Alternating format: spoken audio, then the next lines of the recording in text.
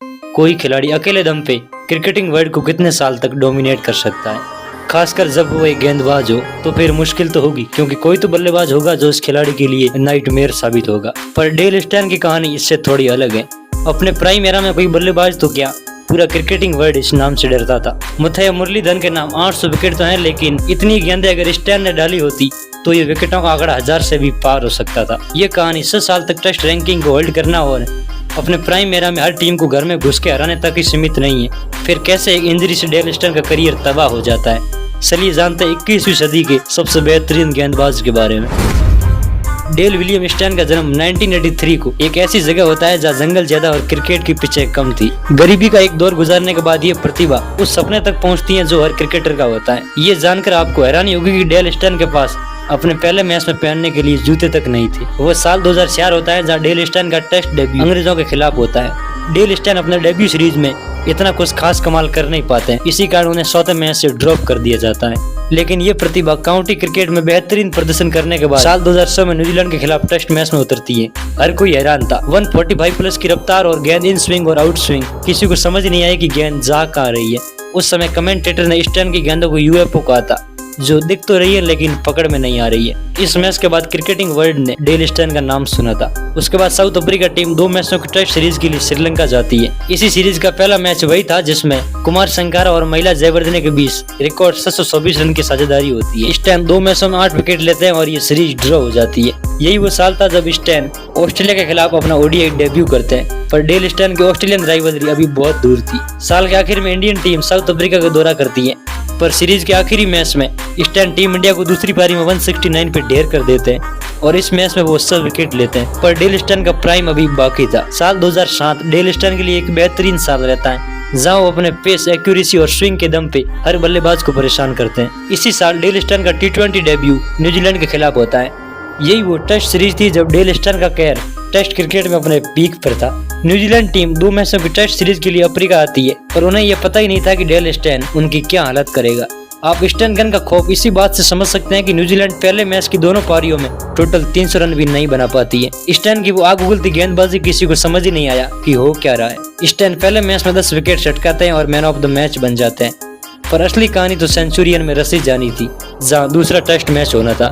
इस मैच में की गई डेल स्टेन की गेंदबाजी न्यूजीलैंड बैटर को आज भी डराती है। डेल स्टेन की बदौलत साउथ अफ्रीका ये मैच एक पारी और 59 रन से जीत जाती है, जहां स्टेन इस सीरीज में कुल 20 विकेट निकालते हैं। साल 2007 में डेल स्टेन 17 की एवरेज को मेंटेन करते हुए 57 विकेट लेते हैं। साल 2008 आते आते ये दुनिया को एहसास तो हो गया कि अगर डेल स्टेन को नहीं रोका गया तो फिर बल्लेबाजों के लिए बहुत मुश्किलें होने वाली है, क्योंकि 150 प्लस की स्पीड से रिवर्स स्विंग कराना बल्लेबाजों को समझ ही नहीं आ रहा था।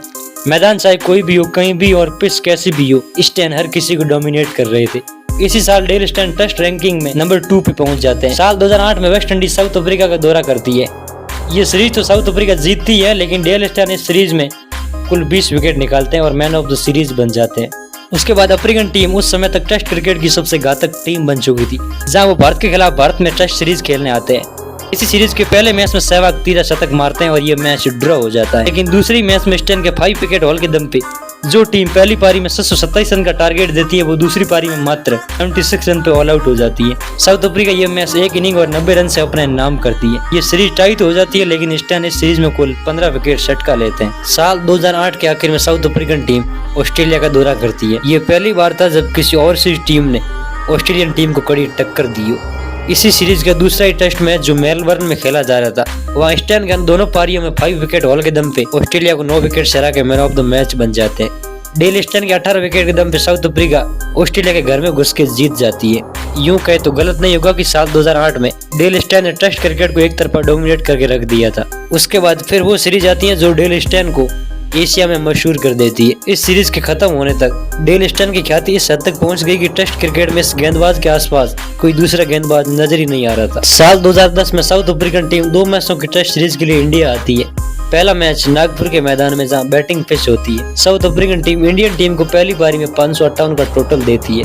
इंडियन टीम को समझ ही पाती उससे पहले डेल स्टेन अपनी घातक गेंदबाजी के दम पे इसे बॉलिंग पिच बना देते हैं। पहली पारी में 7 और दूसरी पारी में 5 विकेट के दम पे भारतीय टीम ये मैच 1 पारी और 100 रन से हार जाती है। किसी भी और सी टीम द्वारा उस समय इंडिया में टेस्ट मैच जीतना बड़ा मुश्किल काम था। ये पहली बार था जब किसी और सी प्लेयर ने टेस्ट क्रिकेट में इंडिया में आके इतनी ब्रूटल बॉलिंग की हो। पर दूसरा मैच टीम इंडिया जीत जाती है और सीरीज ड्रॉ हो जाती है। यही वो साल था जब डेल स्टेन मुथैया मुरलीधरन को हटा के टेस्ट की नंबर 1 रैंकिंग को हासिल करते हैं, जो लंबे अरसे तक अपने पास रखते हैं। साल 2011 के ओडीआई वर्ल्ड कप में जब टीम इंडिया शानदार खेल दिखा रही थी, 12 मार्च को टीम इंडिया का world cup match south Africa से उसी मैदान पे था जहां डेल स्टेन कुछ महीने पहले अपना जलवा बिखेर के गए थे। अनबीटन रही टीम इंडिया डेल स्टेन के 5 विकेट हॉल के दम पे ये मैच हार जाती है। फिर साल 2015 में वो मोमेंट आता है जिसे डेल स्टेन तो क्या हर साउथ अफ्रीकन फैन अपने क्रिकेट की बुक से बुलाना चाहेंगे। साउथ अफ्रीका और न्यूजीलैंड का सेमीफाइनल मैच। उस समय तक डेल स्टेन दुनिया के सबसे बेहतरीन गेंदबाज होते हैं, लेकिन डेल स्टेन लास्ट ओवर में 12 रन को डिफेंड नहीं कर पाते। ग्रांट इलियट लास्ट ओवर की सेकंड लास्ट बॉल पे एक 6 मारते हैं और साउथ अफ्रीका ये मैच हार जाता है। लेकिन फिर वही इंजरी जो हर तेज गेंदबाज की दुश्मन बन जाती है। ये तेज गेंदबाज भी इससे कहां बचने वाला था। सच तो यही है कि 2016-17 की इंजरी के बाद डेल स्टेन का प्राइम तो क्या एक गेंदबाजी अवतार कहीं खो सा गया था। 17 महीने में वो रिकवर तो हो जाते हैं, लेकिन इसी बीच वो 2017 की चैंपियन ट्रॉफी मिस कर देते हैं। 2018 में वो अंतर्राष्ट्रीय क्रिकेट में वापसी तो करते हैं, लेकिन तब तक बहुत देर हो चुकी थी।